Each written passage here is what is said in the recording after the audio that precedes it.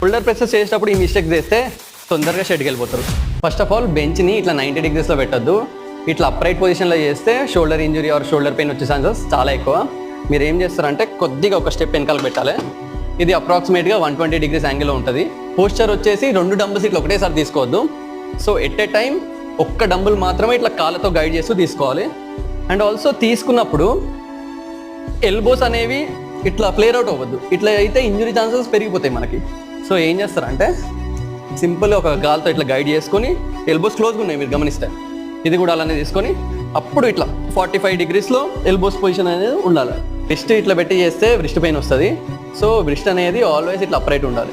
Range of motion విషయానికి వస్తే పైకి వెళ్ళేటప్పుడు ఫాస్ట్గా వెళ్ళి కిందికి వచ్చేటప్పుడు బ్రీతింగ్ తీసుకుంటూ ఇయర్ లెవెల్ వరకు వస్తే సరిపోతుంది.